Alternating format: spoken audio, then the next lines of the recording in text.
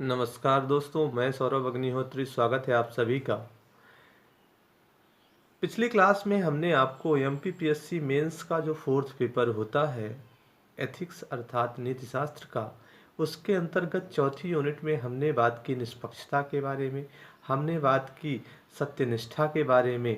आज हम बात करेंगे उसी फोर्थ यूनिट का एक अन्य टॉपिक है असमर्थकवादी, अर्थात प्रशासन में उसकी सफलता के लिए एक लोक सेवक को क्यों असमर्थकवादी होना चाहिए, इसके बारे में हम आज बात करेंगे।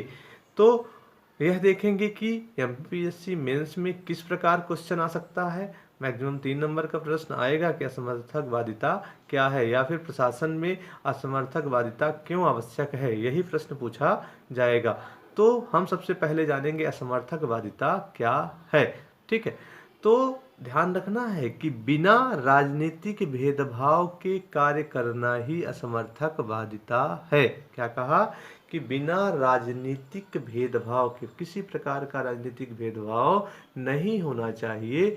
तो बिना राजनीतिक भेदभाव के जो कार्य किया जाता है उसी को हम कहते हैं असमर्थकवादिता।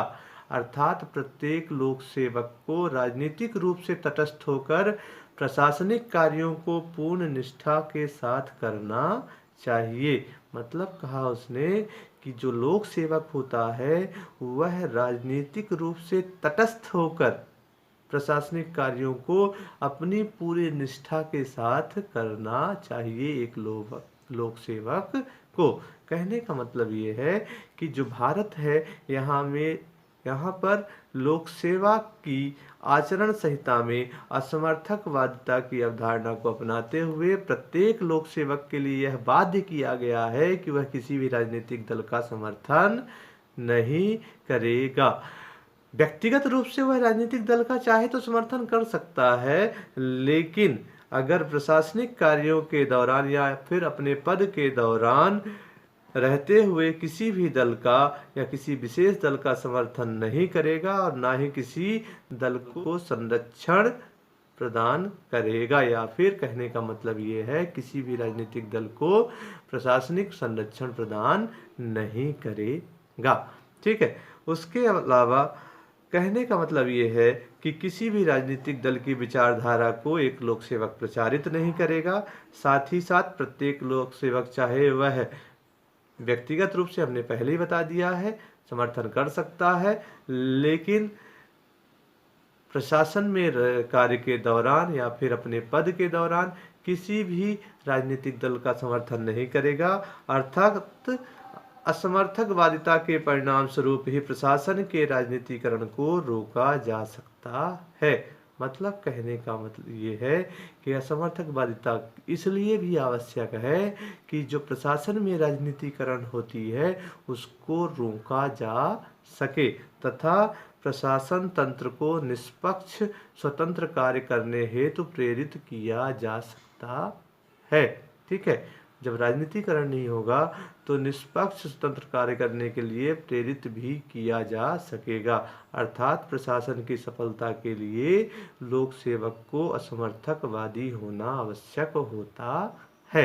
यही आज का हमारा टॉपिक था कि क्यों प्रशासन में सफलता के लिए एक लोक सेवक को असमर्थकवादी होना चाहिए। तो हमने बताया कि प्रशासन में राजनीतिकरण को रोकने के लिए तथा प्रशासन तंत्र को निष्पक्ष स्वतंत्र कार्य करने के लिए तथा उसे निष्पक्ष स्वतंत्र कार्य करने के हेतु प्रेरित करने के लिए हमें असमर्थकवादिता आवश्यक है।